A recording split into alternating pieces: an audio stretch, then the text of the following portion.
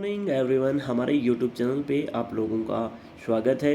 दोस्तों, जैसा कि आप सभी को पता है, हम क्लास 12th की ज्योग्राफी यहाँ पे पढ़ रहे हैं। इससे पहले हमने फर्स्ट चैप्टर जो है कंप्लीट कर लिया है। So today we will talk about the second chapter of the class 10th geography, that is forest and wild life resources.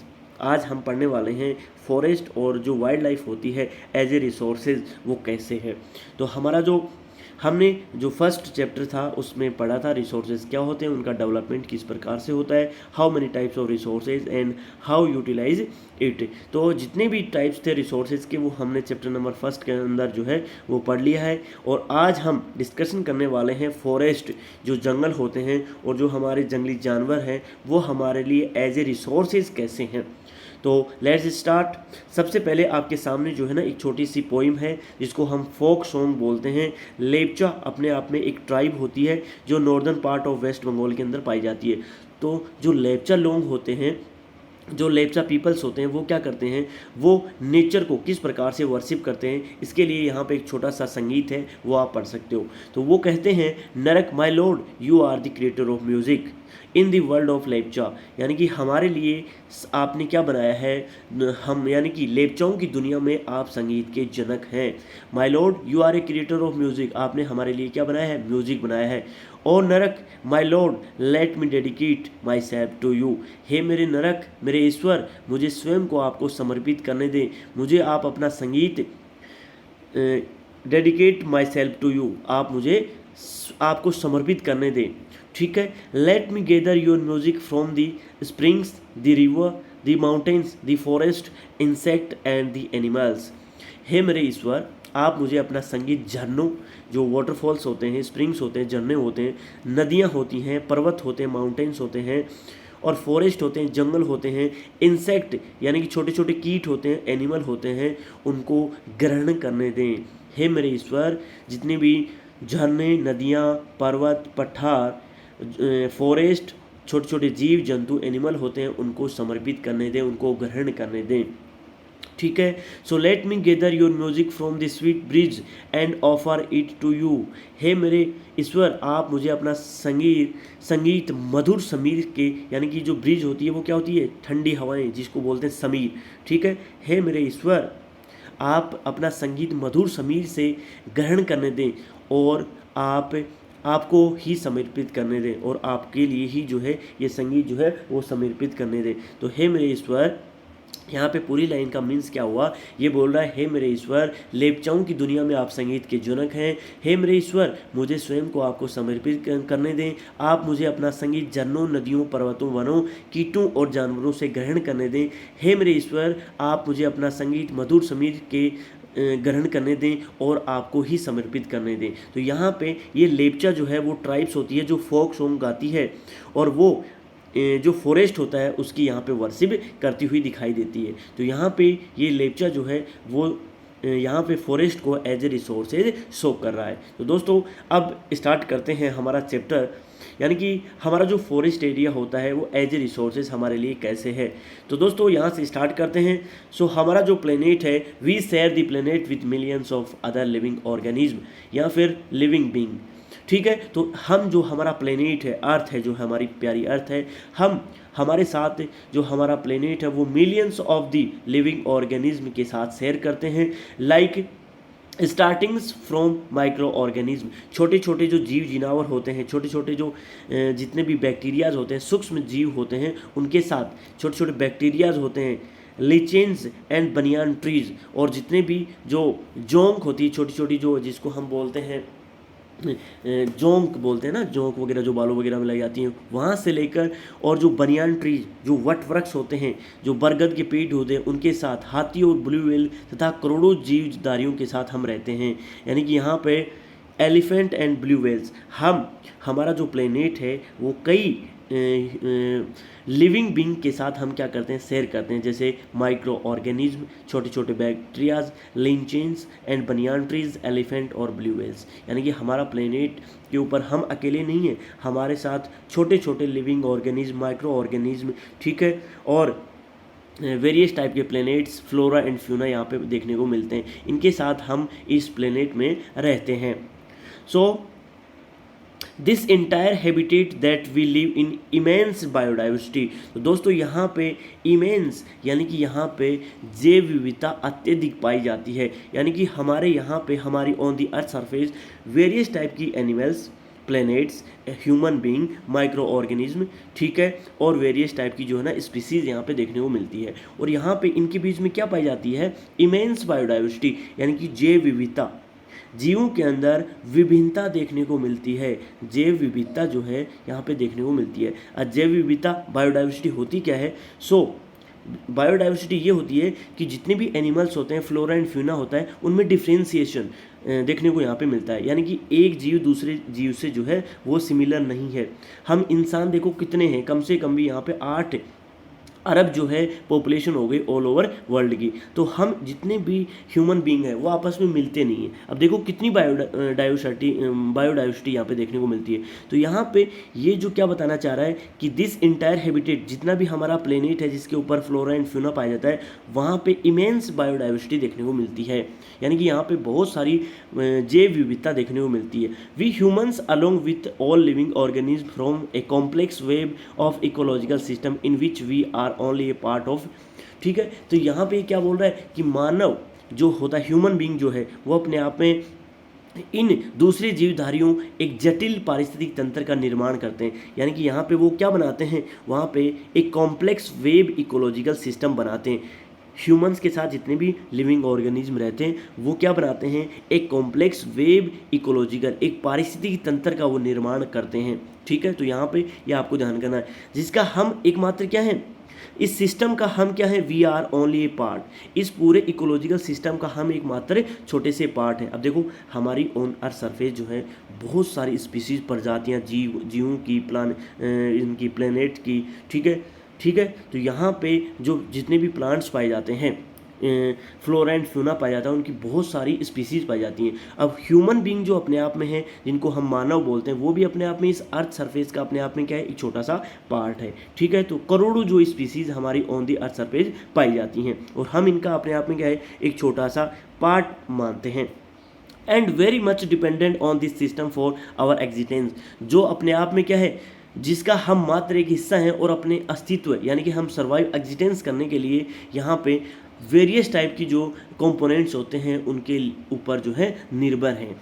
Very much dependent on this system, हम इसके ऊपर बहुत ज़्यादा जो है अस्तित्व के लिए इनके विभिन्न तत्वों पर हम क्या करते हैं, निर्भर रहते हैं, ठीक है। अब ऐसे कौन कौन से ऐसे कंपोनेंट्स हैं जिनके ऊपर हम निर्भर रहते हैं। So for example the plants, animal and micro organism recreate the quality of air we breathe, यानी कि इनमें से सबसे पहला जो कंपोनेंट है वो क्या है, एयर, जिसको हम वो बोलते हैं वायु के बिना हमारा जीवन नहीं है, यानी कि हम ऑक्सीजन जो है वो कहाँ से लेते हैं, हमारे इन्वायरमेंट से लेते हैं। सांस, जिससे हमारी सांसें चलती हैं, वो वायु हमारे लिए काफ़ी इंपॉर्टेंट मानी जाती है, सांस बिना कुछ भी नहीं है। सो वाटर वी ड्रिंक, जो पानी होता है उसको हम पीते हैं, कहते हैं ना जल के बिना जीवन नहीं है। तो जल जो है, पानी जो है हमारे लिए काफ़ी इंपॉर्टेंट है, जिसको पीकर हम सर्वाइव यहाँ पे करते हैं। तो second component it is water and the soil that produce our food, और जो सॉइल होती है वो हमारे लिए क्या प्रोड्यूस करती है,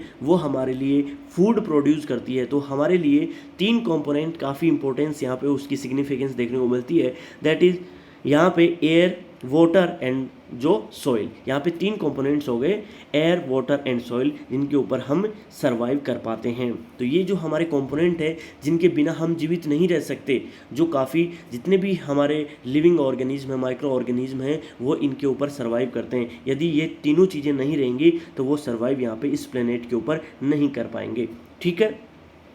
so forest play a key role in the ecological system, जो फॉरेस्ट होता है वो इकोलॉजिकल सिस्टम बनाने में काफ़ी की रोल यहाँ पे निभाता है। फॉरेस्ट जो होता है वो हमारी बायोडाइवर्सिटी भी बना के रखता है। देखो ये क्यों बना के रखता है इकोलॉजिकल सिस्टम, यानी कि हमारे अपने आप में जो फॉरेस्ट होता है वो की रोल जो है इकोलॉजिकल सिस्टम में निभाता है। वो क्यों निभाता है, क्योंकि जो फॉरेस्ट होता है, क्यों, वो क्या है, प्राइमरी प्रोड्यूसर है, यानी कि प्राथमिक उत्पादक। अब जितने भी एनिमल्स होते हैं वो किसके ऊपर डिपेंड है, वो इस फॉरेस्ट के ऊपर ही डिपेंड है।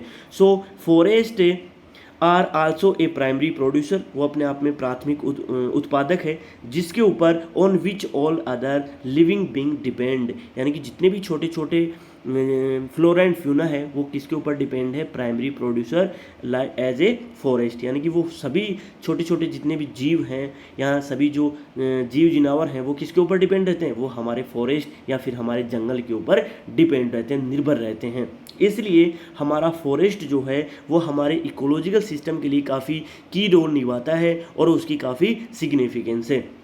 सो आपसे कोई पूछे कि हमारा फॉरेस्ट एज ए रिसोर्सेज कैसे, तो आप लिख सकते हो, क्योंकि फॉरेस्ट जो है, फॉरेस्ट अपने आप में एक तो प्राइमरी प्रोड्यूसर है, ठीक है, और वो हमारा इकोलॉजिकल सिस्टम बनाता है, इकोलॉजिकल बैलेंस बनाता है, जिससे यहाँ पे वेरियस टाइप की बायोडाइवर्सिटी एग्जिस्ट कर पाती है।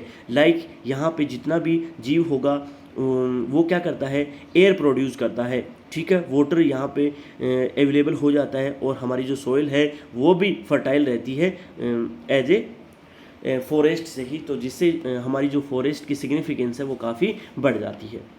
इसलिए फॉरेस्ट हमारे लिए एज ए रिसोर्सेज का काम करता है। अब यहाँ पे दो चीज़ें हैं, first is biodiversity and second is biological diversity. अब इनके अंदर क्या डिफ्रेंसिएशन है, सो immensely rich in wildlife and cultivated species, diverse in form and functions but closely integrated in a systems through multiple network or of interdependencies, यानी कि यहाँ पे क्या बताना चाह रहा है, जो बायोडाइवर्सिटी होती है जिसको हम बोलते हैं जीव विविधता, ठीक है, जैव विविधता इसको बोलते हैं, जैव विविधता, ठीक है। तो जीवों के अंदर हर एक जो एनिमल्स होता है वो एक दूसरे एनिमल से डिफ्रेंसिएशन रखता है, एक दूसरा जानवर है वो हर एक दूसरे जानवर से अलग है। तो जितनी भी उपजातियां होती हैं वो अत्यधिक जैव विविधता उनमें पाई जाती है। ये अपने आप में क्या है, इमेंसली बहुत अधिक रिच है वाइल्ड लाइफ के अंदर, जो वेरियस स्पीसीज पाई जाती हैं उनके अंदर विभिन्नता पाई जाती हैं, ठीक है दोस्तों। यहाँ पे जो लॉजिकल डाइवर्सिटी है, यानी कि हमारे जीन्स के अंदर जितनी भी डाइवर्सिटी पाई जाती है उसको हम बोलते हैं बायोलॉजिकल डाइवर्सिटी, यानी कि ह्यूमन जो बीइंग है उसका बच्चा ह्यूमन ही बनेगा, गधे के बच्चे गधे बनेंगे, घोड़े के बच्चे घोड़े बनेंगे। तो ये जो जीन्स के अंदर जितनी भी डाइवर्सिटी देखने को मिलती है उसी को हम बायोलॉजिकल डाइवर्सिटी बोलते हैं, तो ये आपको ध्यान करना है। तो यहाँ पे क्या बोल रहा है, इन wild life and cultivated species, जितनी भी जो यहाँ पे स्पीसीज पाई जाती है उनके अंदर इमेंसली डाइवर्सिटी पाई जाती है, एंड कल्टिवेटेड स्पीसीज जो आकार और कार्य में विभिन्न परंतु अंतर्निर्भरताओं के जटिल जाल द्वारा एक तंत्र में अपने आप में गुथी हुई हैं, and the all the diverse and form of functions but closely integrated, वो आपस में क्या है, काफ़ी क्लोज इंटीग्रेटेड है। जितने भी जीव जिनावर होते हैं उनमें आपस में बहुत सारी विभिन्नताएं पाई जाती हैं, लेकिन फिर भी वो अपने आप में आपस में गुथी हुई हैं, इंटीग्रेटेड हैं in a system through the multiple network, वो आपस में मल्टीपल नेटवर्क के थ्रू जो है आपस में गुथी हुई हैं, और इंटरडिपेंडेंसीज हैं उनमें, यानी कि अंतर्निर्भरताएं देखने को यहाँ पे देखने को मिलती है। यानी कि हर एनिमल जो है अपने आप में आत्मनिर्भर है, लेकिन वो आपस में गुथे हुए हैं और उनमें वेरियस जो है डिफ्रेंसिएशन या बायोडाइवर्सिटी भी देखने को मिलती है। तो यहाँ पे बायोडाइवर्सिटी होती है differentiation between various animals and flora and fauna, but biological diversity refer to differentiation in genes special, ठीक है। तो यहाँ पे इतना आपको ध्यान करना है। Now we will discussion about the flora and fauna in India, यानी कि जितना भी जो भारत में वनस्पति पाई जाती है, फ्लोरा क्या होता है वनस्पति, और फ्यूना क्या होता है जितने भी प्राणी होते हैं उनके बारे में, ठीक है। तो यहाँ पे इनके बारे में हम जानने की कोशिश करते हैं। यदि आप अपने चारों तरफ देखो तो you will be able to find that there are some animals and planet which are unique in area. देखो आप अपने चारों तरफ, आपके घर के नियर बाय आप देखोगे जितने भी जो एनिमल्स होते हैं और जितने भी प्लांट्स होते हैं वो स्पेसिफिक आप ही के एरिया के अंदर पाए जाते होंगे। तो यहाँ पे आप यदि नज़र दौड़ाएंगे तो आप पाएंगे कि आपके कुछ चारों तरफ जितने भी प्राणी और पौधे पाए जाते हैं वो आपके क्षेत्र में ही पाए जाते हैं। तो वास्तव में in facts India one of the world richest country in the terms of it vast area of biological diversity, यानी कि जो इंडिया है ना वहाँ पे वर्ल्ड के जैव विविधता के संदर्भ में विश्व में सबसे अमीर देशों में से एक है। यानी कि यहाँ पे बहुत ज़्यादा जो स्पीसीज़ हैं वो पाई जाती हैं, बहुत ज़्यादा बायोडाइवर्सिटी यहाँ पे इंडिया के अंदर देखने को मिलती है। और वर्ल्ड के अंदर रिचेस्ट कंट्री इंडिया माना जाता है जहाँ पे बायोलॉजिकल डाइवर्सिटी देखने को मिलती है।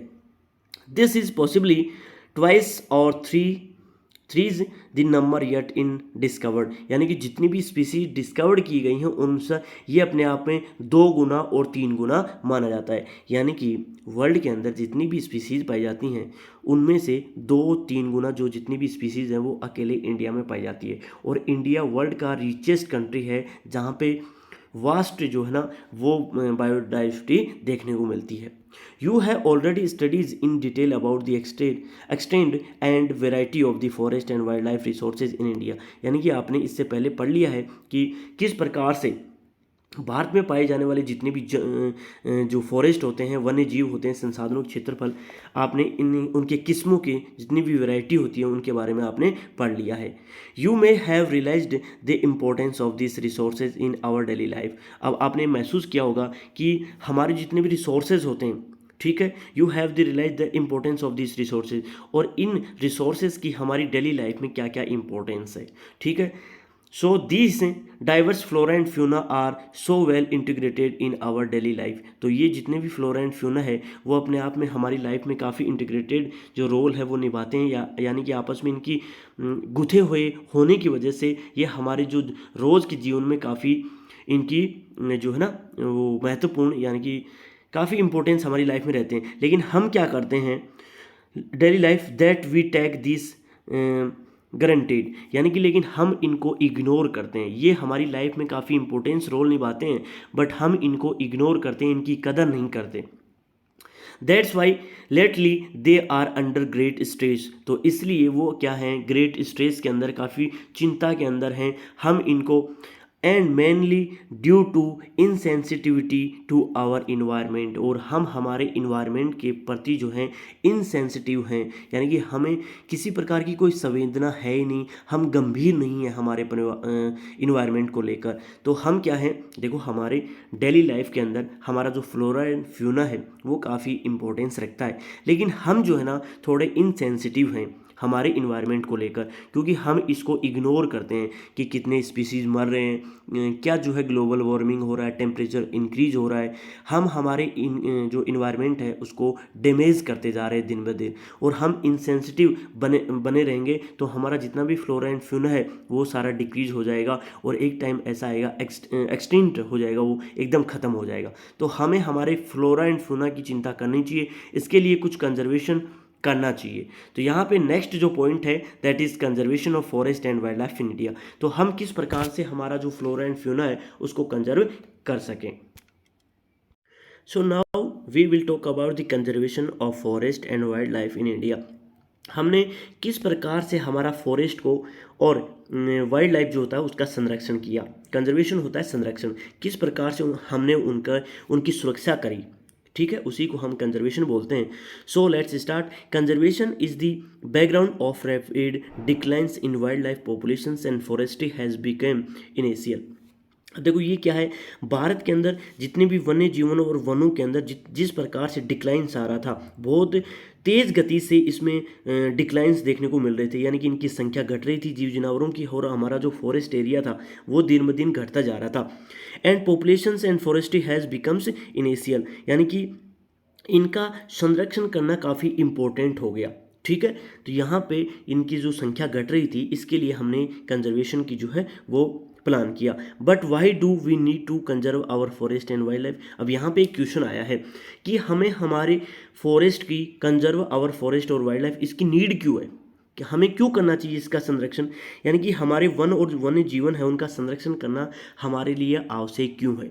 तो दोस्तों इसका आंसर यहाँ पे नीचे मिलेगा, यानी कि इसके लिए conservation preserves the ecological diversity, यानी कि जो कंजर्वेशन करते हैं तो इससे हमारी जो इकोलॉजिकल डाइवर्सिटी है वो प्रिजर्व रहती है, यानी कि हमारी जितनी भी पारिस्थितिकी की जो विभिन्नता पाई जाती है वो बरकरार रहती है। ठीक है, तो ये आपको ध्यान करना है कि संरक्षण से पारिस्थितिकी की विविधता जो है वो बनी रहती है। And our life support system, जो हमारा सपोर्ट सिस्टम है, जैसे हमारा वाटर हो गया, एयर हो गई, सॉइल हो गई, वो भी इट ऑल्सो प्रिजर्व, और इससे ये वो भी क्या होती है, प्रिजर्व होती है। The genetic diversity of plants and animal for better growth of species, और इससे क्या होती है, जो जेनेटिक डाइवर्सिटी पाई जाती है जिसको हम क्या बोलते हैं, विभिन्न जातियों में बेहतर जनन के लिए जो हमारी प्लांट्स होते हैं, वनस्पति होती हैं, उनमें जो जीन्स होते हैं, जेनेटिक जो डाइवर्सिटी होती है उसको भी प्रिजर्व किया जा सकता है। तो यहाँ पे दो हो गए, एक तो हमारे इकोलॉजिकल डाइवर्सिटी के लिए हमें इनकी नीड पड़ती है, कंजर्वेशन की नीड पड़ती है। दूसरा सपोर्ट सिस्टम को बरकरार रखने के लिए, प्रिजर्व रखने के लिए इसकी सपोर्ट पड़ती है। और फिर बेटर ग्रोथ ऑफ स्पीसीज और ब्रीडिंग, उनका किस प्रकार से उनकी जो जेनेटिक बायोडाइवर्सिटी है उसको बरकरार रखने के लिए उनकी जो ब्रीडिंग होती है, जो जीन्स विविधता पाई जाती है उनको संरक्षित किया जा सकता है। तो ये हमारे लिए काफ़ी ज़रूरी हो जाता है कि हमें नीड है conserve of our forest and wild life. तीन चीज़ें जो है, तीन रीजन हो गए for the preserve of ecological biodiversity, preserve of our life support system and preserve of our better growth of species and breeding. तो ये तीन चीज़ें जो हैं वो आपको ध्यान करनी है। For example in agriculture we are still dependent on traditional crop variety, और आज भी देखो यहाँ पे हम एग्जाम्पल के तौर पे देखें तो एग्रीकल्चर के अंदर हम आज भी पुराने तरीके से, जिनको हम पारंपरिक जो फसलें बोलते हैं, ट्रेडिशनल क्रॉप वेराइटी जो जिनको बोलते हैं, उन्हीं के ऊपर डिपेंड हैं।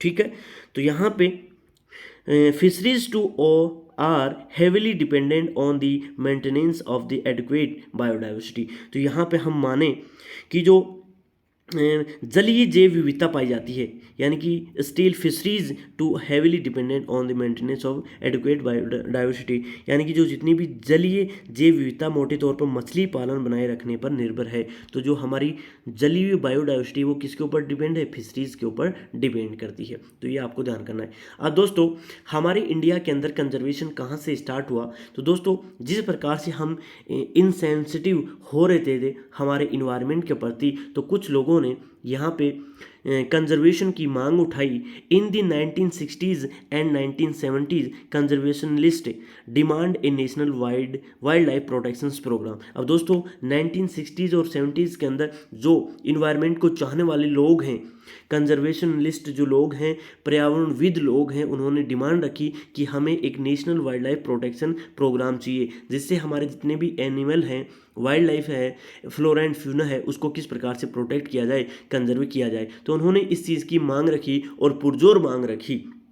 ठीक है, तो उन्होंने क्या मांग रखी कि वो क्या चाहते थे, the Indian wild life protection act was implemented in 1972। अब दोस्तों उनकी मांग को ध्यान में रखते हुए जो सेंट्रल गवर्नमेंट थी, उन्होंने एक अपने आप में एक एक्ट बना दिया हमारे कॉन्स्टिट्यूशन में कि हम आज से जो है इनके ऊपर किसी प्रकार की कोई हंटिंग नहीं होगी, हम सेंसिटिव तरीके से इनके ऊपर फोकस करेंगे। और यहाँ पे एक प्रोटेक्शन एक्ट बना दिया जिसका नाम क्या था, Indian wild life protection act. ये आपको ध्यान करना है, काफ़ी इंपॉर्टेंट है, इसके बारे में पूछा जा सकता है एग्जाम के अंदर। सो जो Indian wild life protection act है वो कब इंट्रोड्यूस हुआ, तो आपको ध्यान करना है 1972 के अंदर इसको जो है इम्प्लीमेंटेड किया गया।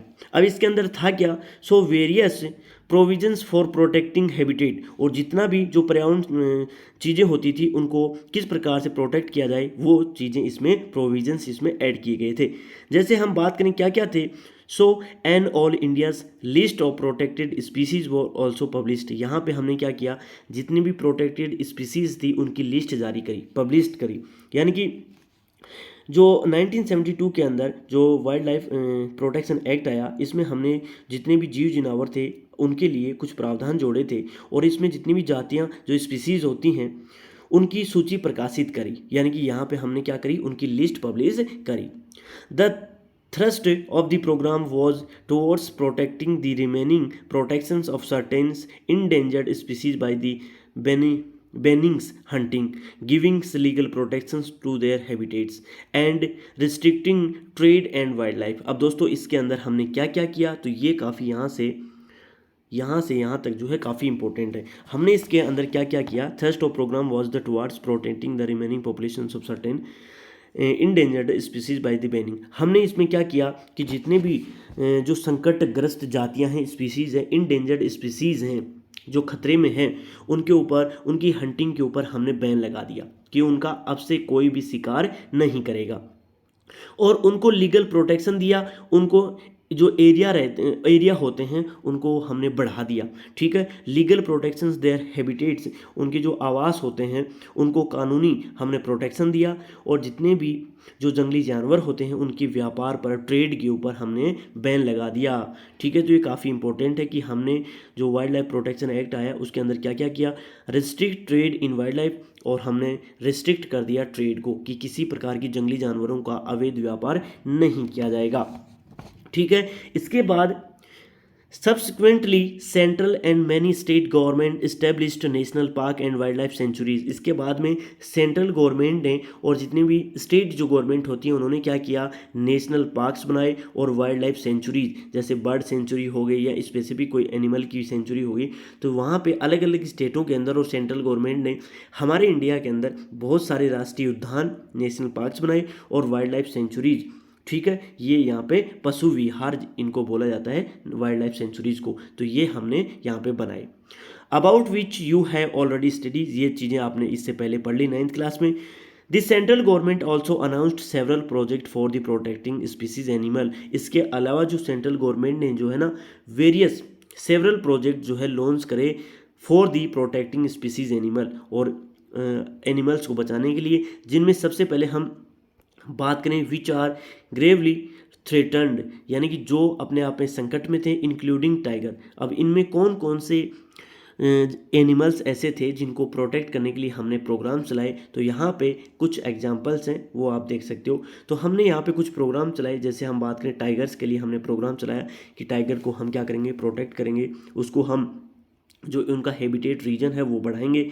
दी वन हॉर्न्ड राइनासोर्स, यानी कि जो एक सींग का जो गेंडा होता है उसके ऊपर हमने क्या किया, उनका संरक्षण किया, प्रोटेक्ट किया उनको। दी कश्मीर स्टेग, जिसको हम क्या बोलते हैं, जो कश्मीरी हिरण होती है, स्टेग क्या होती है, हिरण होती है, तो कश्मीरी हिरण।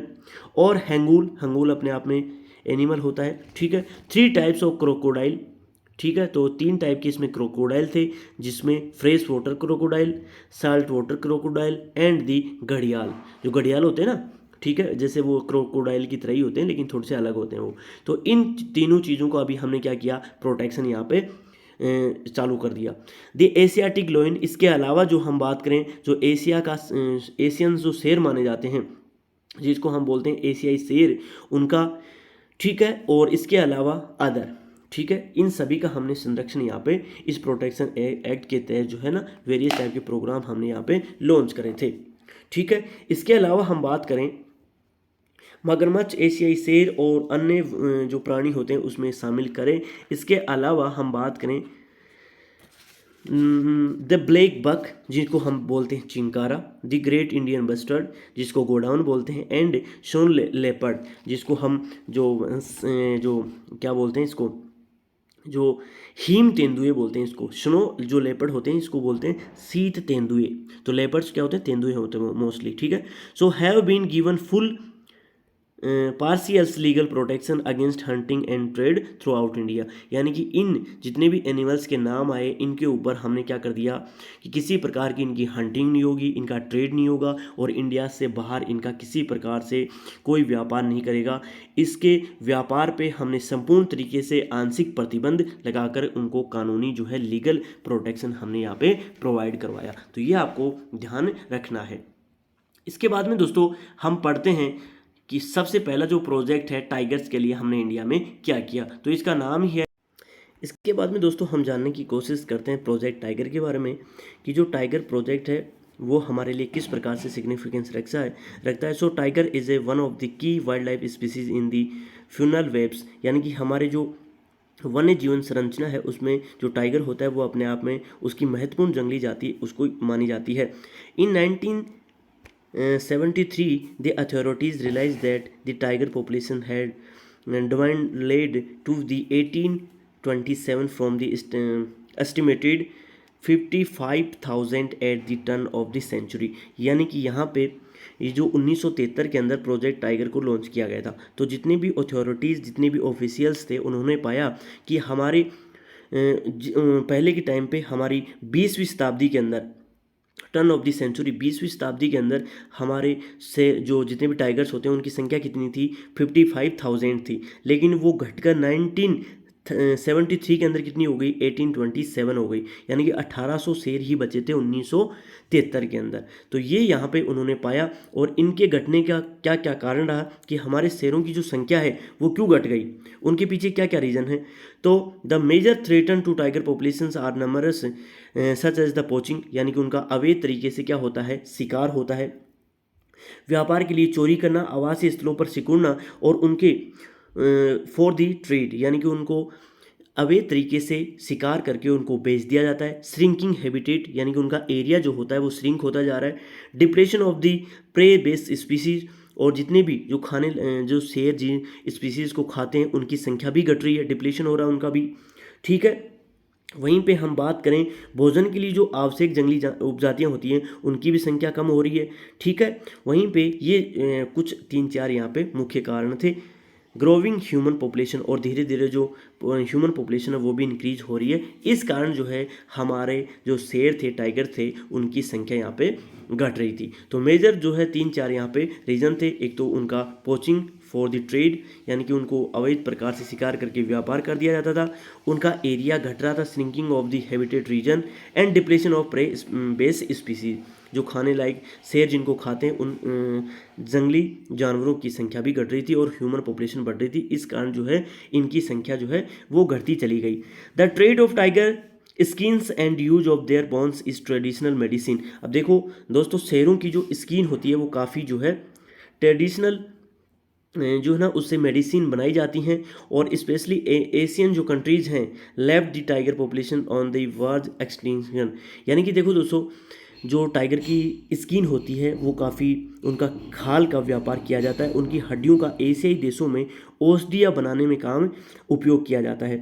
तो आज जो है ना कंडीशन ये आ गई कि वो एक्सटिंक्ट, यानी कि वो ख़त्म, लुप्त होने वाले हैं। उनकी संख्या जो है टाइगर्स की वो इतनी कम हो गई है कि वो एक समय के अंदर लुप्त हो जाएंगे। ठीक है, लेकिन हमने इनके लिए यहाँ पे एक प्रोजेक्ट टाइगर यहाँ पे लॉन्च किया। Since India and Nepal provide habitat to about 2/3 of the surviving tiger population in the world, यानी कि जो नेपाल और इंडिया है ना वो शेरों के लिए 2/3 जो एरिया है वर्ल्ड के अंदर वो प्रोवाइड करवाते हैं। तो यहाँ पे दोस्तों, अगर इंडिया और नेपाल के पास 2/3 एरिया है for the protecting of the tiger, so वहाँ पे हंटिंग भी ज़्यादा होगी, ट्रेड भी ज़्यादा होगा।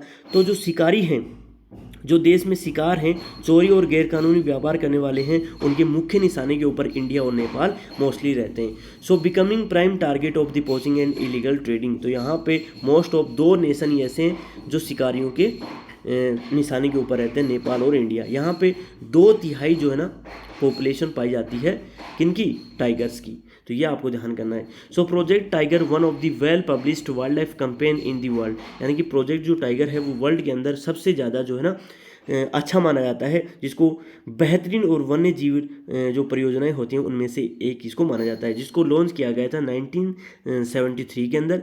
Tiger conservation has been viewed not only as if effort to save the endangered species. इसका उद्देश्य जो था वो ये नहीं था कि हम टाइगर्स को किस प्रकार से सेव करें, इसके अलावा इसका उद्देश्य ये भी था कि हम इसमें क्या करें, equal importance as a means of the preserving bio types of the sizables magnitude Corbett national park. अब इसके अंदर हमने क्या बनाया, टाइगर्स को प्रोटेक्ट करने के लिए वेरियस टाइप के नेशनल पार्क्स बनाए। जैसे हम बात करें कॉर्बेट नेशनल पार्क इन उत्तराखंड, यहाँ पे काफ़ी इंपॉर्टेंट है, ये देख लेना, अंडरलाइन कर लेना, और क्वेश्चन जो है ये काफ़ी इंपॉर्टेंट भी है। So Sundarban national park in West Bengal, Sundarban जो नेशनल पार्क है वो हमने बनाया वेस्ट बंगाल के अंदर। बांधवगढ़ जो है वो भी काफ़ी इंपॉर्टेंट है, जो मध्य प्रदेश के अंदर है। वहीं पे सरीस का जो सेंचुरी बनाई गई है राजस्थान में, वो भी काफ़ी इंपॉर्टेंट है। इसके अलावा जो मानस टाइगर रिजर्व है जो कहाँ पे है, असम के अंदर, और जो पेरियार टाइगर रिजर्व है वो केरला के अंदर। काफ़ी इंपॉर्टेंट जो है टाइगर रिजर्व हैं इंडिया के अंदर जो हमने बनाए प्रोटेक्टिंग फॉर दी टाइगर्स, यानी कि टाइगर को प्रोटेक्ट करने के लिए हमने ये कुछ नेशनल पार्क्स बनाए हैं। तो ये आपको ध्यान करना है, ठीक है। तो यहाँ पे काफ़ी इंपॉर्टेंट हो जाता है प्रोजेक्ट टाइगर, जो 1973 के अंदर पब्लिश किया गया। और यहाँ पे पहले हमारे इंडिया के अंदर 55,000 टाइगर्स की संख्या थी, लेकिन धीरे धीरे 1973 में इनकी संख्या हो गई 1827। क्यों हो गई? क्योंकि एक तो डिप्लेशन हो रहा था, किनका, इनकी खाने वाली जो जितने भी जीव होते हैं उनकी संख्याएँ घट रही थी, इंसानों की पॉपुलेशन बढ़ रही थी, इसके अलावा उनकी पोचिंग हो रही थी, यानी कि अवैध तरीके से उनको मारकर बेच दिया जाता था। इसके अलावा जो है श्रिंकिंग ऑफ हैबिटेट रीजन, उनके एरिया जो है वो घट रहे थे। इसलिए हमने यहाँ पे प्रोजेक्ट टाइगर लॉन्च किया गया, जिसके लिए हमने वेरियस टाइप के नेशनल प्रोग्राम जो है वो लॉन्च किया है और इसके लिए कुछ नेशनल पार्क्स भी बनाए। नाउ आगे बढ़ते हैं। So conservation project are now focusing on biodiversity rather than on a few of its components, यानी कि हम बात करें आजकल जितनी भी जो कंजर्वेशन के प्रोजेक्ट लॉन्च किए जाते हैं उनमें जैव विविधता पर केंद्रित मोस्टली होते हैं। वो किसके ऊपर फोकसिंग करते हैं? वो बायोडाइवर्सिटी के ऊपर फोकस करते हैं, ठीक है। रेदर देन, न कि इसके विभिन्न घटकों के ऊपर, न इसके कंपोनेंट्स के ऊपर फोकस नहीं करते। जितने भी कंजर्वेशन प्रोजेक्ट हैं वो किसके ऊपर फोकस करते हैं? बायोडाइवर्सिटी के ऊपर वो फोकस करते हैं। So there is now a more intensive search for different conservation measures. तो हमने यहाँ पे क्या किया, जो जितने भी कंजर्वेशन के लिए विभिन्न तरीकों की गहनता की खोज दिन ब दिन की जा रही है। Search for different conservation measure उठाने के लिए, यानी कि हम दिन ब दिन सोच रहे हैं कि किस प्रकार से ऐसे ऐसे मेजर उठा सकें जिससे बेटर कंजर्वेशन किया जा सके। So increasingly even insect are the beginnings for to find a place to conservation. तो यहाँ पे हमने नियोजन के लिए, संरक्षण के लिए कीटों को भी महत्व मिल रहा है। अब धीरे धीरे जो है ना, जो हमने जैसे जस्ट अभी बात करी टाइगर प्रोजेक्ट की, तो यहाँ पे हमने टाइगर के अलावा कुछ ऐसे कुछ छोटे छोटे माइक्रो ऑर्गेनिज्म हैं जिनके ऊपर हमने फोकस करना चालू कर दिया। इनमें से सबसे पहले आते हैं इंसेक्ट। तो इंसेक्ट जो होते हैं, insect are the beginning to find place to conservation. तो यहाँ पे हमने कीटों को भी महत्व जो है वो देना चालू कर दिया। So place in conservation planning in India notifications under wildlife act of 1980s। तो 1980s तक आते आते हमने कुछ और मेजर्स उठाए जिनके थ्रू हम जो माइक्रो ऑर्गेनिज्म होते हैं उनका भी कंजर्वेशन कर सकें। एंड 1986 सेवरल 100 बटरफ्लाइज, इसके अंदर हमने कुछ अन्य जितने भी जो पतंगे वगैरह होते हैं, बटरफ्लाइज होती हैं, मॉथ्स होते हैं, जिसको हम क्या बोलते हैं? पतंगे बोलते हैं, ठीक है। इसके अलावा बीटलेस होते हैं, भृगु जो, ठीक है। इसके अलावा जो है ड्रैगन फ्लाइज होती हैं, उनके ऊपर भी हमने क्या किया? उनको भी प्रोटेक्ट किया। उनके लिए भी हमने कंजर्वेशन से प्रोग्राम लॉन्च किए। And added to list of protected species, और उनको किस में शामिल कर दिया? प्रोटेक्टेड स्पीसीज की जो लिस्ट थी उसमें उनको शामिल कर दिया। यानी कि हम एलिफेंट, टाइगर के साथ साथ कुछ और भी ऐसे इंसेक्ट या फिर ड्रैगन फ्लाइज, छोटे छोटे माइक्रो ऑर्गेनिज्म एनिमल्स हैं जिनके ऊपर हमने फोकस किया है। In 1991 for the first times plant were also added to the list starting with the 6 species. तो यहाँ पे हमने 1991 के अंदर पौधों की 6 जातियों को इसमें शामिल किया था। यानी कि जो प्लांट्स की स्पीसीज होती हैं उनको भी हमने यहाँ पे शामिल किया था। कब? 1991 के अंदर, ठीक है। तो इस प्रकार से हम इंडिया के अंदर क्या कर रहे हैं? प्रोटेक्शन कर रहे हैं, कंजर्वेशन कर रहे हैं हमारे animals, wildlife, flora and fauna का। So now let's talk about types and distribution of forest and wild life resources. अब कितने टाइप की जो है वो फॉरेस्ट होते हैं, वाइल्ड लाइफ को हमने किस प्रकार से डिवाइड किया है, तो यहाँ पे इसके बारे में पढ़ेंगे। Even if we want to conserve our vast forest and the wildlife resources, it is the rather difficult to manage। अब देखो, यदि हम वन्य और वन्य जीव संसाधन जितने भी होते हैं उनको संरक्षण करना चाहें तो उनका जो मैनेजमेंट होता है, उनको मैनेज करना, उनको कंट्रोल करना, उनको रेगुलेट करना, वो काफ़ी अपने आप में क्या है? बहुत ही डिफ़िकल्ट है, बहुत ही कठिन है इंडिया के अंदर, ठीक है। लेकिन much of its forest and wild life resources are either owned और managed by the government through a forest department और अदर गवर्नमेंट डिपार्टमेंट्स। तो यहाँ पे भारत में अधिकतर जो फॉरेस्ट होते हैं, वन्य जीवन होते हैं, या तो प्रत्येक रूप से सरकार के अधिकार के अंदर आते हैं, यानी कि फुली जो है वो गवर्नमेंट कंट्रोल होते हैं, या फिर कुछ सरकार के अधिकार क्षेत्र में, या फिर वन विभाग जो होता है, फॉरेस्ट डिपार्टमेंट होता है, या फिर अन्य जो विभाग होते हैं उनके जरिए जो है सरकार के थ्रू जो है उनको मैनेज किया जाता है। These are classified under the followings category, उनको कई प्रकार से कैटेगराइज किया जा सकता है। जैसे हमने यहाँ पे मोस्टली यहाँ पे 3 तरीके से फॉरेस्ट को जो है वो क्लासिफाइड कर रखा है। तो 3 टाइप कौन कौन से हो गए? First is reserve forest, second is protected forest, third is अनक्लास्ड। तो रिजर्व जो फॉरेस्ट होते हैं वो कौन से होते हैं? तो यहाँ पे यानी कि more than half of the total forest land has been declared reserve forest, यानी कि देश के अंदर हम बात करें आधे से अधिक जो फॉरेस्ट एरिया है वो किसके अंदर आते हैं? रिजर्व फॉरेस्ट के अंदर आते हैं। तो ये आपको ध्यान करना है। Reserve forest are the regarded as the most valuable as far as the conservation of forest and wild life resources are concern, यानी कि वन और वन्य प्राणियों की संरक्षण की बात की जाए तो आरक्षित जो रिजर्व फॉरेस्ट होते हैं उनमें सबसे ज़्यादा इंपॉर्टेंस को किसकी है? रिजर्व फॉरेस्ट की है। देखो दोस्तों, रिजर्व फॉरेस्ट वो होते हैं जहाँ पे हम किसी प्रकार की हंटिंग वगैरह नहीं कर सकते। जितने भी नेशनल पार्क बने हुए हैं वो रिजर्व फॉरेस्ट के अंदर ही आते हैं। तो यहाँ पे ये काफ़ी इंपॉर्टेंस रखते हैं यदि हम कंजर्वेशन की बात करें। Second is protected forest, almost 1/3 यानी कि 1/3 जो है वो कौन से फॉरेस्ट हैं? प्रोटेक्टेड। ठीक है, ये आपको ध्यान रखना, टोटल फॉरेस्ट एरिया का 1/3 कौन सा है? Protected as declared by the forest department. और ये किसने डिक्लेयर किया है? फॉरेस्ट डिपार्टमेंट में फॉरेस्ट डिपार्टमेंट यानी कि वन विभाग जो होता है उसने ये डिक्लेयर किया है कि इंडिया का 1/3 जो पोर्शन है वो प्रोटेक्टेड फॉरेस्ट के अंदर आएगा। This forest land are protected from any further depletion, यानी कि यहाँ पे मोस्ट ऑफ वनों को अधिक नष्ट होने से बचाने के लिए इनकी सुरक्षा की जाती है, यानी कि किसी प्रकार का इनका डिप्लेशन नहीं हो जाए इसके लिए उनको सुरक्षित या उनको संरक्षण किया जाता है। थर्ड इज अनक्लास्ड फॉरेस्ट, यानी कि जिनको क्लासिफाई नहीं कर रखा है, अवर्गीकृत जो है फॉरेस्ट माने जाते हैं। These are other forest and waste land belonging to both government and private individual and communities, यानी कि जो ऐसे फॉरेस्ट जो गवर्नमेंट के अंदर, प्राइवेट इंडिविजुअल्स के अंदर और कम्युनिटीज़ के अंदर आते हैं उनको अनक्लास्ड फॉरेस्ट के अंदर हम रखते हैं, जो बंजर भूमि के ऊपर मोस्टली पाए जाते हैं। जो सभी प्रकार के वन जो बंजर भूमि मानी जाती है, जो वेस्ट लैंड मानी जाती है बंजर भूमि, उसको जो है अनक्लास्ड फॉरेस्ट के अंदर माने जाते हैं। यानी कि जो बंजर भूमि के ऊपर जो फॉरेस्ट पाए जाते हैं उसको क्या बोलते हैं? अनक्लास्ड। और जो उनको ओन कौन करता है? गवर्नमेंट करेगी या प्राइवेट इंडिविजुअल्स या फिर कम्युनिटीज़ जो है उनको ओन करती हैं। इसके बाद में हम बात करेंगे दोस्तों, reserve and protected forest also refer to the permanent forest is state maintain for the purpose of producing timber and other forest producer. जैसे हम बात करें कि इंडिया के इसके बाद में दोस्तों, जैसे कि आपने यहाँ पे देखा होगा कि हमने जितना भी फॉरेस्ट होता है उसको क्लासिफाई किया इन 3 कैटेगरीज, जैसे रिजर्व कैटेगरी, प्रोटेक्टेड और अनक्लास्ड। तो अभी जो है ना इनका एरियाज हम देखेंगे कि वो इंडिया के अंदर कहाँ कहाँ रिजर्व फॉरेस्ट हैं, प्रोटेक्टेड फॉरेस्ट कहाँ पे पाए जाते हैं और अनक्लास्ड फॉरेस्ट कौन से हैं।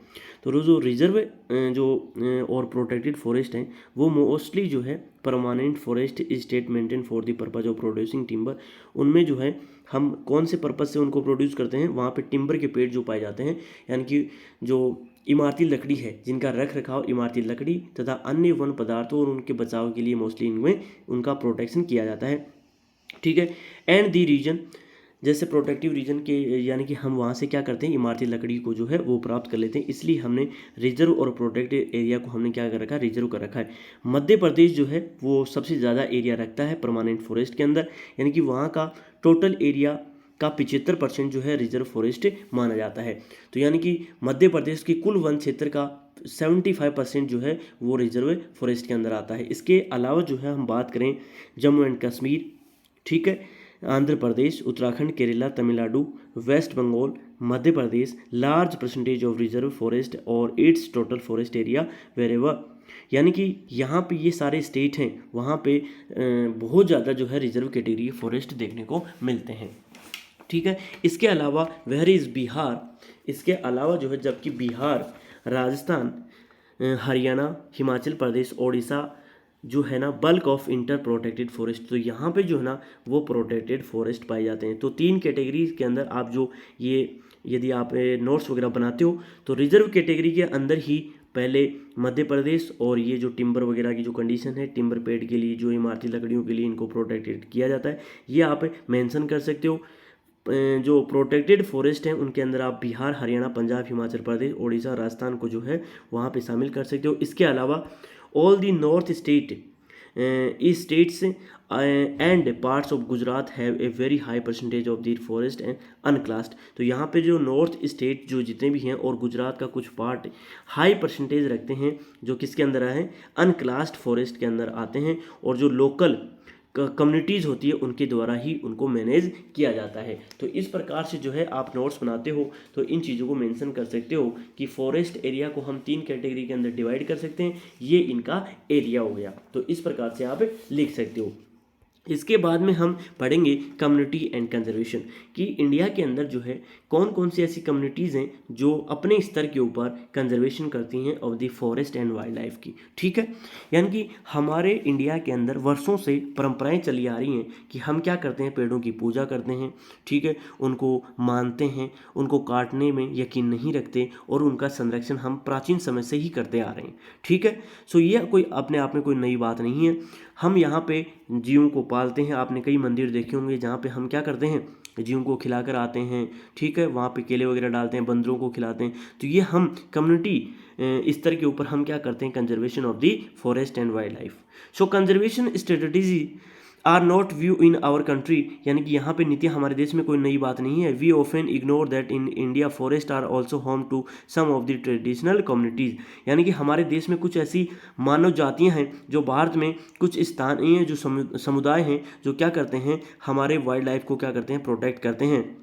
Local communities are struggling to conserve this habitat along the government official, वो क्या करते हैं, गवर्नमेंट के ऑफिशियल्स के साथ मिलकर क्या करते हैं, प्रोटेक्ट करते हैं जीवों को और कंजर्व करते हैं हमारी वाइल्ड लाइफ को। ठीक है, recognising that only the will structure do secure their on long term से लाइवलीहुड, यानी कि हम बात करें यानी कि इसी से ही वो दीर्घ काल में उनकी आवश्यकताओं की पूर्ति हो सकती है। जैसे हम यहाँ पे कुछ एग्जांपल देखें, जैसे in the Sariska tiger reserve Rajasthan villager have fought against mining by the.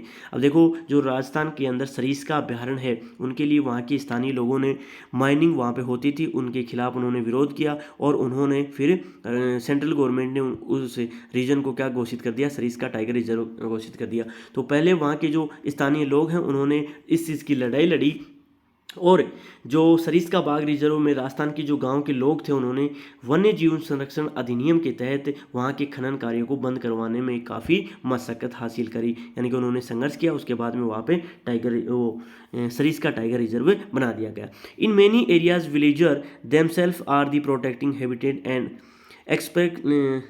Explicitly rejecting government involvement, यानी कि कुछ ऐसे स्थानीय कुछ लोग हैं जो बिना किसी सरकार की सहायता से ही अपने स्तर के ऊपर क्या करते हैं, प्रोटेक्ट करते हैं of the wild life and animals. ठीक है, जैसे हम बात करें, the inhabitants of the 5 village in Alwar district of Rajasthan have declared 1,200 hectare of the forest are the Bhairav Dev Dakav sanctuary. अब देखो दोस्तों, अलवर के 5 गांव थे, 5 गांवों के लोगों ने 1200 हेक्टेयर वन भूमि को क्या घोषित कर दिया, भैरव देव डाकाव सेंचुरी घोषित कर दिया। उन्होंने अपने ही कानून बना दिए वहाँ पे, और वहाँ पे शिकार हंटिंग करना बैन कर दिया। अब दोस्तों 5 गांव के लोग मिले और उन्होंने क्या कर दिया कि हमारे एरिया के अंदर कोई भी आदमी क्या नहीं करेगा, शिकार नहीं करेगा, और उन्होंने अपनी ही एक सेंचुरी बना दी, भैरव देव डाकाव सेंचुरी घोषित कर दी। ठीक है, वन सेट रूल्स, उन्होंने क्या बना दिए, नियम बना दिए, कानून बना दिए, जो and regulations which do not allow hunting, जो शिकार वर्जित करते हैं, यानी कि वहाँ पे कोई शिकार नहीं कर सकता, and protecting the wildlife against any outside encroachment, यानी कि वहाँ पे बाहरी लोगों की घुसपैठ से वहाँ के वन्य जीवन को बचाने के लिए इस प्रकार का जो है वो कदम उठाया गया। अब दोस्तों हम बात करें दी फेमस चिपको मोमेंट, तो चिपको मोमेंट जो है वो उत्तराखंड में टिहरी बांध जो बना था वहाँ पे हुआ था, तो उत्तराखंड से रिलेटेड है, यानी कि वहाँ पे पेड़ों को काटा जा रहा था डैम बनाने के लिए। तो वहाँ के लोगों ने क्या किया, वो पेड़ों के चिपक गए, पेड़ों के चिपक कर उन्होंने पेड़ों की जान बचाई, तो इसीलिए उसका नाम क्या पड़ गया, चिपको आंदोलन। तो जितने भी लोग थे गाँव के, उन्होंने मिलकर क्या किया, वो गाँव के जो लोग हैं वो वहाँ पे पेड़ों की चिपक गए और इस प्रकार से उन्होंने क्या किया, पेड़ों को रिजर्व करने के लिए लड़ाई लड़ी। The famous Chipko movement in the Himalayas has not only successful resisted deforestation in several areas but has also slow the communities afforestations with the indigenous species can be immensely successful. तो यहाँ पे हिमालय में जो प्रसिद्ध चिपको आंदोलन हुआ था, कई क्षेत्रों में कटाई वन रोकने के लिए कामयाब ही नहीं रहा, बल्कि वहाँ पे स्थानीय लोगों की प्रजातियों या जातियों को प्रयोग करने वाले जो अभियान को सफल बनाया। ठीक है, तो यहाँ पे चिपको आंदोलन काफ़ी इंपॉर्टेंट है for the conservation of the forest and wild life. Attempt to revive the traditional conservation method of the developing new method of ecological farming are now be widespread farmer and citizen is group like the बीज बचाओ आंदोलन। इसके अलावा दोस्तों वहाँ पे एक आंदोलन और चला था उत्तराखंड में जिसका नाम था बीज बचाओ आंदोलन। उन्होंने क्या कहा कि वो लोग क्या आंदोलन कर रहे थे कि वो टिहरी और नवधान्य, अब देखो वहाँ पे टिहरी एक जगह का नाम है और नवधान्य है स्नो दैट द एडुकेट। अब उन लोगों ने क्या किया कि हम ट्रेडिशनल तरीके से खेती करेंगे, जो फर्टिलाइज़र और जो हाइब्रिड जो जितने भी बीज हैं वो हम हमारी सोइल के अंदर यूज़ नहीं करेंगे। तो उन्होंने क्या कहा कि बीज बचाओ आंदोलन, कि हम क्या करेंगे, ट्रेडिशनल तरीके से फार्मिंग करेंगे। किसको बचाने के लिए, इकोलॉजिकल बैलेंस के लिए, यानी कि हम किसी प्रकार की हमारी लैंड को जो है वो वहाँ पे किसी प्रकार का नुकसान नहीं पहुँचाएंगे। हम जो जिसको हम बोलते हैं कि एकदम प्योर ऑर्गेनिक जो है हम फार्मिंग करने वाले हैं। तो उन्होंने बीजों को बचाने के लिए नवधान्य एक अपने आप में क्या चलाया, एक आंदोलन चलाया। तो जिसका पर्पज़ क्या था कि रासायनिक उर्वरकों के प्रयोग के बिना भी हम क्या करेंगे, फसल उत्पादन करेंगे और आर्थिक रूप से व्यवहार कृषि उत्पादन संभव भी है। तो इसके लिए उन्होंने क्या किया, have snow that the educate level of the diversified crop productions without the use of synthetic chemical. हम बिना किसी सिंथेटिक केमिकल यूज करने के हम क्या करेंगे, ऑर्गेनिक फार्मिंग करेंगे। तो वहाँ पे एक आंदोलन और चलाया गया था उत्तराखंड में जिसका क्या नाम था, बीज बचाओ आंदोलन। In India joint forest management, ये काफ़ी इंपॉर्टेंट है, ये देख लेना कि इंडिया का जो जॉइंट फॉरेस्ट मैनेजमेंट है programme furnished a good example for the involving. अब दोस्तों ये जो है एक चलाया गया था प्रोग्राम, कहाँ पे चला गया था, तो ये ओडिशा राज्य के अंदर चलाया गया था, जो फॉरेस्ट मैनेजमेंट के साथ मिलकर लोगों ने क्या किया, वहाँ पे ऑर्गेनिक फार्मिंग वगैरह करी। तो इसके बारे में पढ़ते हैं। So local communities in the management and restoration of degraded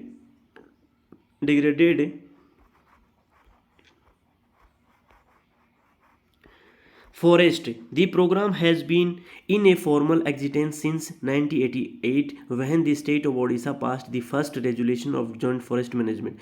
अब दोस्तों 1988 के अंदर ये स्टार्ट हुआ। इसमें क्या करते थे कि जो गांव के लोग और जो वन विभाग की जो टीम होती थी मिलकर वो क्या करते थे, पेड़ों को सुरक्षित करते थे और कुछ जो टिम्बर वगैरह के पेड़ होते थे उनको उगाते थे और उनसे जो मिलने वाला जो प्रॉफिट होता था वो आपस में बांटते थे। ठीक है, तो वह दी state of Odisha past the first resolution of joint forest management JFM depend on the formation of local village institutions that undertaken protection activities mostly on the degraded forest land managed by the forest department. अब देखो यहाँ पे one विभाग के अंतर्गत जो JFM, जिसको क्या बोला जाता है, संयुक्त वन प्रबंध बोला जाता है, सुरक्षित वनों के बचाव के लिए कार्य करता और इसमें गांव के स्तर पर संस्थाएं बनाई जाती थी जिसमें जो गांव के लोग होते थे वो वन विभाग के अधिकारियों के साथ काम करते थे। इसके बदले में जो समुदाय होता था उनके मध्य स्तरीय लाभ उनको मिलते थे। गैर इमारती जो लकड़ियां होती हैं उनको वो प्रोवाइड करवाई जाती थी तथा जो सफल संरक्षण से प्राप्त इमारती लकड़ियाँ लाभ में अपने आप में क्या थी, भागीदार थी। यानी कि जो लकड़ियाँ थी वो आपस में गाँव वालों को प्रोवाइड करवाई जाती थी और ये एक अभियान था जिसको JFM बोला जाता है। 1988 के अंदर ये प्रारंभ किया गया था और जॉइंट फॉरेस्ट जो मैनेजमेंट था इसको ये बोला जाता है। यानी कि ओडिशा राज्य के अंदर गांव वालों और वन विभाग की जो टीम थी उन्होंने मिलकर आपस में काम किया और वन विभाग के जो लोग थे वो उनको लकड़ी प्रोवाइड करते थे और जो गांव के लोग थे वो कंजर्व करते थे फॉर दी फॉरेस्ट, यानी कि वो फॉरेस्ट को कंजर्व करते थे और वन विभाग की टीम उनको क्या देती थी, लकड़ियाँ वगैरह, कीमती लकड़ियाँ देती थी। ठीक है, वहीं पे the clear relations from the dynamics of the both environmental destructions and the reconstruction in India that local communities anywhere have to be involved in some kind of natural resources management, but there is still a long way to before local communities are at the centre stage and decision making. यानी कि यहाँ पे भारत में जो पर्यावरण है उसके विनाश और उसको रिक्रिएट किस प्रकार से किया जाए, यहाँ से हमें सीख मिलती है। और हमें स्थानीय जो समुदाय होते हैं, लोकल कम्युनिटीज़ होती हैं, वो हर जगह प्राकृतिक संसाधनों को क्या करती हैं, वो कंजर्व करती हैं, उनको शामिल करती हैं। But there is a still a long way to before local communities. यदि हम बात करें स्थानीय समुदायों को फैसले लेने की जो प्रक्रिया है, उनकी जो भूमिका है वो अपने आप में बहुत ही महत्वपूर्ण रही है, आने में भी देर है, अतः वे सभी विकास क्रियाएं मान्य होनी चाहिए। The accept only those economic and development activities that are peoples centric, environmental friendly and economically rewarding. यानी कि जनमानस पर केंद्रित होनी चाहिए जितनी भी विकास की जो पॉलिसीज़ बनाई जाती हैं, तथा पर्यावरण हितैषी हो तथा आर्थिक रूप से वो फ़ायदेमंद होनी चाहिए। तो ऐसी पॉलिसीज़ आनी चाहिए, डिसीजन मेकिंग ऐसे होनी चाहिए जिससे लोगों का फ़ायदा हो, पर्यावरण को संरक्षित किया जाए, उसको किसी प्रकार का डैमेज नहीं पहुँचे। अब दोस्तों एक छोटा सा पैराग्राफ यहाँ पे जो है कि हम किस प्रकार से हमारे एनिमल्स और हमारे पेड़ों को हम संरक्षित करते आए हैं और इंडिया के अंदर इसकी क्या इंपॉर्टेंस रही है। तो यहाँ पे sacred groves a wealth of diverse and rare species. यानी कि यहाँ पे हमारे इंडिया के अंदर पवित्र पेड़ों को किस प्रकार से पूजा जाता है, विविध दुर्लभ प्रजातियों की संपत्ति किस प्रकार से मानी जाती है, उसके बारे में बात करते हैं। तो यहाँ पे जो nature worship is a age old tribals believes based on the premise that all the creations of nature have to be protected. यानी कि प्रकृति की जो पूजा है वो हमारे यहाँ पे इंडिया में सदियों से रही है। वेरियस टाइप की जितनी भी जनजातियाँ हैं वो इसमें विश्वास करती आई हैं। ठीक है, हमारी बहुत सारी ऐसी जनजातियां हैं जो पेड़ों को पूजती हैं, जिनका आधार प्रकृति के हर रूप की रक्षा करना होता है। Creation nature have to be protected. यानी कि उनका टारगेट क्या है कि हम किसी भी प्रकार से हमारी प्रकृति को प्रोटेक्ट करें।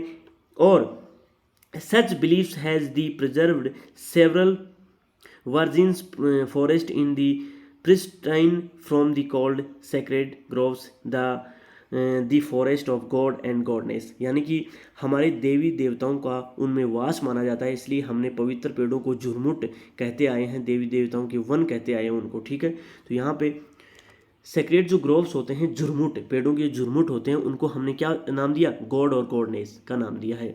ठीक है, these patches of the forest are part of large forest have been left untouched by the local peoples and any interference with them in banned. यानी कि उन्होंने क्या किया, वनों के जो वन भागों में या तो वनों के ऐसे बड़े बड़े भाग स्थानीय लोगों ही घुसते हैं तथा न किसी और को छेड़छाड़ करने देते हैं। तो कुछ ऐसी ट्राइब्स हैं जो क्या करते हैं, अपने स्तर पे पेड़ों को सुरक्षित करते हैं, संरक्षित करते हैं।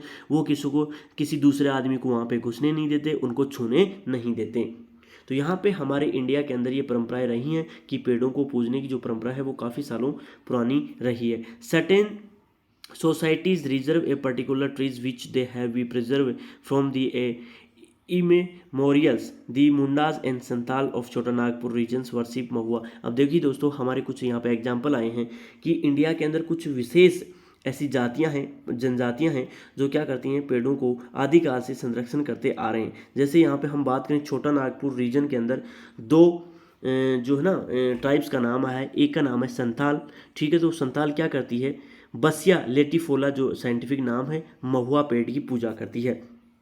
ठीक है, तो महुआ और कंदम के पेड़ों की पूजा करते हैं वो, एंड कदम के पेड़ों की वो क्या करते हैं, पूजा करते हैं। Trees and the tribals of Odisha और बिहार के अंदर शादियों के टाइम पे, ठीक है, वो क्या करते हैं, यानी कि एक तो टर्मराइड जो होती है ना, जिसको हम क्या बोलते हैं, इमली बोलते हैं। तो इमली की पेड़ की पूजा करते हैं और मैंगो आम के पेड़ की पूजा करते हैं बिहार और ओडिशा के अंदर। ठीक है, so many as peepals and banyan. और इसके अलावा कई देश के अलग अलग हिस्सों में हम क्या करते हैं, पीपल की पूजा करते हैं और बनियान ट्रीज की पूजा करते आए हैं। तो ये इसमें बहुत से व्यक्ति पीपल और वट वृक्ष जो होता है उसकी पूजा करते हैं। तो ये हमें दिखाता है कि हम किस प्रकार से सेंसिटिव हैं पेड़ों को लेकर और हमारे इंडिया का कल्चर क्या रहा है। So Indian society comprise several culture, each with its own set of traditions, method of the conserving nature and its creation। यानी कि जो हमारे भारतीय समाज रहा है वो अनेक संस्कृतियाँ यहाँ पे पाई जाती हैं और प्रत्येक संस्कृति में प्रकृति को पूजना और उसकी जितनी भी कृतियाँ होती हैं, क्रिएचर्स होते हैं, उनको संरक्षित करने का पारंपरिक जो है वो तरीके यहाँ पे रहे हैं। Sacred qualities are often described as springs, mountains, peaks, plants and animals which are closely protected। यहाँ पे आमतौर पे हम क्या करते हैं, जो झरने होते हैं, पहाड़ी चोटियाँ होती हैं, पेड़ों और पशुओं को पवित्र मानकर उनका हम क्या करते हैं, उनको प्रोटेक्ट करते हैं, उनको पूजते हैं, उनकी वर्शिप करते हैं। आप अपने मंदिर के आसपास आपने देखा होगा कि वहाँ पे देखो यहाँ पे क्या है, you will find troops of macaques and Lagers around many temples. They are fed daily. They treated as a part of temple devotees in the देखिए हम हमारे मंदिरों की चारों तरफ देखते हैं कि हम क्या करते हैं, वहाँ पे जाते हैं तो छोटे छोटे जीव जंतु, बंदर वगैरह, कुत्ते बिल्लियाँ वहाँ पे देखने को मिलती हैं। तो हम वहाँ पे उनको क्या करते हैं, फीडिंग करवाते हैं उनको। हम वहाँ पे कुछ केले वगैरह डाल देते हैं, लड्डू वगैरह डाल देते हैं। तो आपने अपने मंदिरों के आसपास बहुत से बंदर, लंगूर, कुत्ते वगैरह देखे होंगे। वहाँ पे हम उन्हें क्या करते हैं, खिलाते पिलाते हैं और हम उनको क्या मानते हैं, मंदिरों के भक्त के रूप में मानते हैं। तो देखो दोस्तों हमारा कितना कल्चर अच्छा है। यहाँ पे हम एनिमल लवर जो हैं, पूरी सोसाइटी यहाँ पे एनिमल लवर देखने को मिलती है। So they are fed daily in treated and part of temple devotees. और उनको हम क्या मानते हैं, मंदिर के भक्त मानते हैं। In and around Bishnoi village, यदि हम बिश्नोइयों के गांव देखें राजस्थान के अंदर, तो बिश्नोइयों के गांव के आसपास हेड ब्लैक बक, चिंकारा जिसको बोला जाता है, nilgai and peacocks can be seen as a integral part of this communities and nobody harm them. यानी कि जो बिश्नोइयों के गांव होते हैं उनके आसपास काले हिरण, चिंकारा, नीलगाय और मोर जो होते हैं उनके झुंड देख सकते हैं। जो समुदाय वहाँ पे अपना खुद का हिस्सा मानता है इनको, यानी कि जो 4 जीव है ना उनका हिस्सा मानता है बिश्नोई, यानी कि ये हमारे परिवार का हिस्सा हैं और उनको नुकसान नहीं पहुंचाता। और वो उनको, जैसे आपने देखा होगा सलमान खान ने एक बार एक हिरण को मार दिया था यहाँ पे जोधपुर शूटिंग के टाइम पे। तो बिश्नोइयों के जो गांव थे उन्होंने सलमान खान के खिलाफ क्या कर दिया, केस कर दिया कि हमारा हिरण को क्यों मारा। तो वो इतना जो है कनेक्टेड हैं उन एनिमल्स के साथ कि वो उन्हीं को पार्ट मानते हैं अपने फैमिली का। ठीक है, तो यहाँ पे इंडिया का देखो कितनी अच्छी अच्छी कम्युनिटी यहाँ पे रहती हैं जो वाइल्ड लाइफ को क्या करती हैं, कंजर्व करती हैं, प्रोटेक्ट करती हैं। तो दोस्तों यहाँ पे ये चैप्टर जो है वो कंप्लीट होता है। इसके बाद में दोस्तों, इसके अलावा दोस्तों यहाँ पे एक गौतम बुद्ध का जो है कोट दे रखा है पेड़ों से रिलेटेड। तो उन्होंने क्या कहा, the tree is a peculiar organism of unlimited kindness and benevolence and makes no demand of its sustenance and extends generously the product of its life activities, its effort to protection to all beings, offering said even to be the examine who destroy it. यानी कि एक पेड़ जो होता है वो अपने आप में बहुत ही दयालु होता है, उदार होता है। ठीक है, वो अपने सतत पोषण के लिए, फ्यूचर जनरेशन के लिए किसी प्रकार की कोई डिमांड नहीं करता और वो दानशील इतना होता है कि जीवन की क्रियाओं को भेंट करता जाता है और वो सभी की रक्षा करता है। वो क्या करता है, वो सभी की रक्षा करता है। जो उसको काटता है, जो पेड़ के ऊपर कुल्हाड़ी करता है, उसको भी वो क्या देता है, छांव देता है। तो महात्मा बुद्ध ने देखो कितनी शानदार यहाँ पे लाइन कही कि पेड़ को जो काटता है उसको भी वो छांव देता है। तो यहाँ पे पेड़ जो होते हैं काफ़ी इंपॉर्टेंट होते हैं अपनी लाइफ के लिए। तो दोस्तों यहाँ पे चैप्टर जो है कंप्लीट होता है। किसी प्रकार का यदि आपको कोई डाउट है कमेंट बॉक्स में लिख के आप बता सकते हो। इसके बाद में हम बात करेंगे चैप्टर नंबर 3 की।